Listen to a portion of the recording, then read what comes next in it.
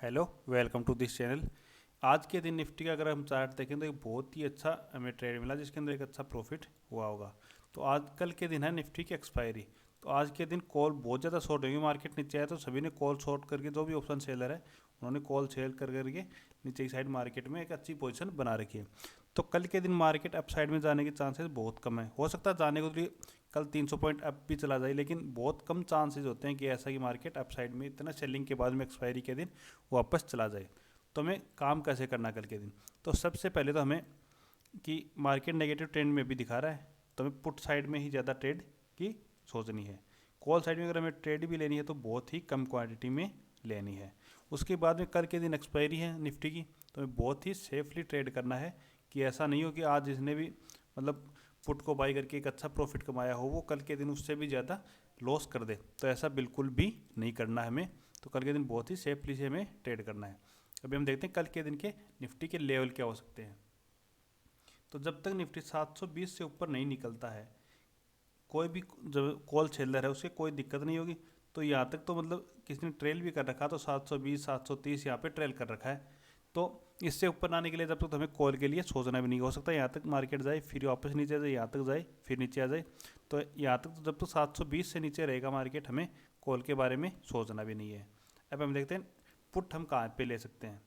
तो अगर कल के दिन गैप ओपन होता है 720 के आसपास, तो हम 740-45 का एक ऐसा लगा के यहाँ पे एक पुट की ट्राई कर सकते हैं। ये गैप अप की स्थिति में हमारी ट्रेड रहेगी।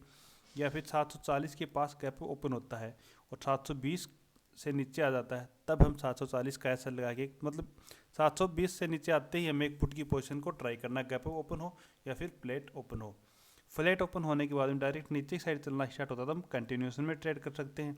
तो 660 को जैसे ही ब्रेक करेगा तो हम 540 तक का हमारा टारगेट 540 ही रहेगा। 540 से नीचे हो सकता है वो कल 470 भी आ जाए, 400 भी आ जाए, लेकिन हमारी कंप्लीट पोजीशन हम 540 के ऊपर एग्जिट कर देंगे पुट की, जो भी हमारे पास पोजीशन रहेगी।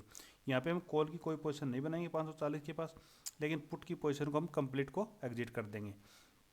अब हम देखते हैं गैप डाउन की स्थिति में। गैप डाउन अगर हमारा 100 पॉइंट से ज़्यादा गैप डाउन ओपन हो जाता है कि मतलब लगभग यहाँ पे 550 के आसपास गैप डाउन ओपन होता है, तो फिर हमारी कोई पुट की पोजीशन भी नहीं बनती है, क्योंकि इतने बड़े गैप डाउन के बाद में 500 ग्राउंड लेवल भी है।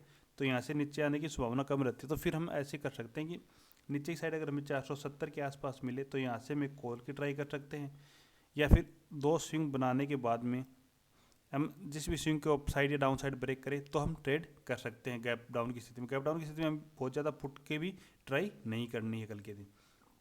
गैप अप की स्थिति में फिर भी हम पुट देख सकते हैं, लेकिन गैप डाउन की स्थिति में हमें पुट को बिल्कुल भी ऐसे नहीं देखना कि अंधे होकर पुट लेना स्टार्ट कर दिया कि नीचे आएगा, ऐसा हमें बिल्कुल भी नहीं करना है। अभी हम इसी वीडियो के अंदर बैंक निफ्टी का और चार्ट देख लेते हैं, बैंक निफ्टी के अंदर हम कैसे ट्रेड कर सकते हैं।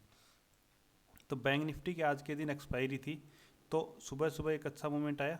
उसके बाद में ये देखो राउंड लेवल ऐसे काम करता है। देखो ये यहाँ पे राउंड लेवल था 44,000 का, तो इसी एरिया के पास देखो बाद में सेकंड हाफ में रेंज के अंदर ही रहा है। तो अब हम काम कैसे कर सकते हैं कल के दिन बैंक निफ्टी में? तो अगर ये रेंज है, बड़े मूवमेंट के बाद में एक रेंज बना दी, अगर इस रेंज को ब्रेक करेगा उसी साइड हम ट्रेड कर सकते हैं। तो 44,000 से ऊपर निकलेगा तो हम कॉल की ट्राई कर सकते हैं। 850 से नीचे निकलेगा तो हम एक पुट की ट्राई कर सकते हैं। गैप अप की स्थिति में जिन्होंने भी कॉल को शॉर्ट किया है वो यहाँ पे ट्रैप हो जाएंगे। तो एक अप साइड में मूवमेंट बैंक निफ्टी में बड़ा आ सकता है कि गैप ओपन होता है कि मतलब 44,100-200 यहाँ पे अगर गैप ओपन होता है और एक ग्रीन कैंडल बनाता है तो जो भी ऑप्शन सेलर है वो यहाँ पे ट्रैप हो जाएंगे और एक अप साइड में फास्ट मूवमेंट आ सकता है। तो हमें इस चीज़ का ध्यान रखना है कि अप साइड में अगर हमें ट्रेड लेना है तो इससे ऊपर खुलेगा तो हम एक ट्राई कर सकते हैं कॉल के लिए। ऐसे गैप डाउन की स्थिति में हमें पुट की ही ट्राई करनी है। गैप डाउन ओपन होगा, कोई भी एन पैटर्न बनाएगा तो हमें पुट की ही ट्राई करनी है नीचे की साइड में। बैंक निफ्टी के अंदर हम 70 पॉइंट से बड़ा कोई भी एसएल नहीं रखेंगे। इससे बड़ा एसएल की जरूरत नहीं होती। जैसे निफ्टी के अंदर 30 पॉइंट से बड़े एसएल की जरूरत नहीं होती, ऐसे बैंक निफ्टी के अंदर 70 पॉइंट या 80 पॉइंट से बड़े की एसएल की हमें कोई भी ज़रूरत नहीं होती है। अभी क्या हो रहा है कि हर दिन एक्सपायरी हो रही है, तो कभी भी मूवमेंट आ जाता है मार्केट में। जैसे आज बैंक निफ्टी की एक्सपायरी थी तो बैंक निफ्टी में आ गया। इससे पहले पिछले दिन देखे तो फिर निफ्टी की एक्सपायरी थी, उससे पहले मिड कैप निफ्टी की एक्सपायरी। हर दिन कोई ना कोई एक्सपायरी हो रही है, तो इस कारण से मार्केट में एक वॉलेटिलिटी बहुत ज़्यादा बढ़ी हुई है अभी इस कारण से। Okay, thank you.